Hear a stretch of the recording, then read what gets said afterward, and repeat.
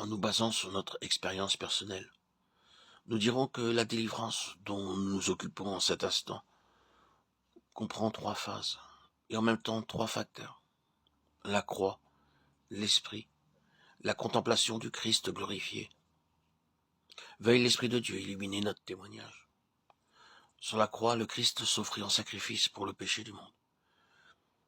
Il y a là un acte de substitution, d'amour, de pardon. J'y trouve encore davantage. J'y découvre en puissance les arts de ma sanctification. Relisons attentivement Romains 8, 3, 4. Ce qui était impossible à la loi à cause qu'elle était faible dans la chair, Dieu l'a fait en envoyant son propre Fils dans une chair semblable à celle des hommes pécheurs. Et pour le péché, il a condamné le péché dans la chair afin que la justice de la loi fût accomplie en nous, qui marchons non selon la chair mais selon l'esprit. L'œuvre de substitution d'abord. Dieu a envoyé son propre Fils pour le péché, puis celle de ma sanctification, dans une chair semblable à celle des hommes pécheurs. Sur la croix et dans la personne de Christ, la chair, la mienne, a été crucifiée. Comment m'exprimerai-je pour faire comprendre combien cette pensée a pénétré et transformé ma vie? Après la découverte de Jésus, mon sacrifice, ce qui influença le plus mon existence, fut de discerner dans le Sauveur sans péché, mourant sur la croix, l'effigie de mon moi pécheur, y mourant avec lui. Voici à peu près ce que furent mes pensées, pour autant que je puisse rendre la profonde impression reçue alors. Dieu a cloué au bois la ressemblance de mon moi pécheur. La croix est symbole de dégradation, d'infamie, maudit quiconque est pendu au bois. Si Dieu a passé un décret de malédiction sur une chair semblable à la mienne, bien qu'elle fût sans péché, combien plus doit-il lui sembler au Dieu que je chérisse ce moi pécheur, que je le développe et en fasse le centre de ma vie. Ô croix bénie, au pied de la croix de mon Sauveur, je compris que Christ et moi nous sommes un.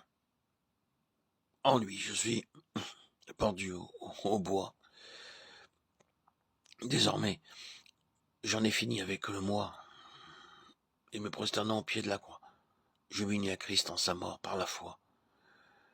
Je consignai ma vie propre à la croix. Ce fut comme si je prenais le moi avec ses ambitions, ses désirs, ses aspirations vers la perfection, sa corruption, sa versatilité, son esprit de critique, son manque de charité, et que je l'y clouai vraiment. Je pris le misérable et lui dis, « Tu es maudit, tu mourras.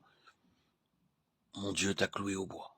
Viens, tu viendras. » J'ai décidé la chose de toute la force de ma volonté, de toute la puissance de ma foi. Tu mourras sur la croix.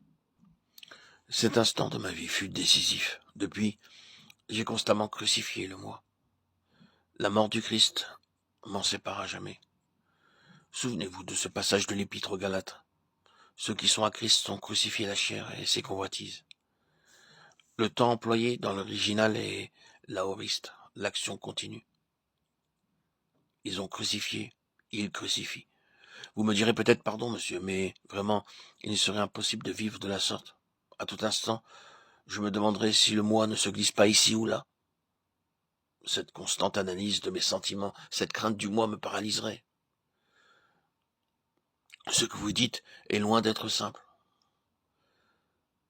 Je vous attendais là, mon ami. Autrefois, je pensais comme vous. Mais ici, l'Esprit de Dieu intervient en nous. Et j'arrive à mon second point. Si par l'Esprit vous faites mourir les œuvres de la chair, vous vivrez. L'Esprit a des désirs opposés à ceux de la chair. Ce fut par l'Esprit éternel que le Christ s'offrit à Dieu sans péché. Et c'est l'Esprit éternel en vous et moi qui s'oppose à la vie propre et la crucifie. Mais protestez-vous encore, crucifier le moi me fera souffrir.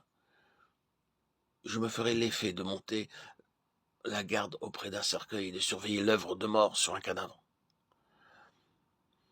Oui, c'est cela a un sens, et cependant, c'est tout autre chose. Et j'arrive à mon troisième point. Jésus. La contemplation du Seigneur ressuscité. Alors que tout au fond de votre cœur, l'Esprit de Dieu lutte contre la vie propre, contre le moi et ses convoitises. Il révèle en même temps Jésus-Christ. Le Seigneur vous est tout proche. il vous devient une réalité. Le Saint-Esprit conduit les regards sur Jésus. De sorte que vous ne pensez pas à l'Esprit, et c'est à peine si vous pensez au moi, mais votre cœur, votre pensée sont remplis du Seigneur. Oh, mes amis, pardonnez-moi d'exprimer de façon si imparfaite le plus sublime des mystères. Mais je prie que le Saint-Esprit vous révèle ce que c'est que d'avoir comme centre et comme source de vie Jésus. Jusque-là, le centre, le mobile, le principe directeur, ça avait été le moi. Ah, qu'il soit maudit ce moi, qu'il soit crucifié ce malfaiteur, ce Barabbas.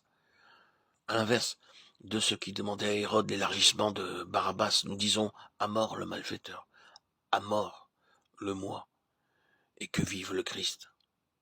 Non pas Barabbas, non plus moi, mais Christ.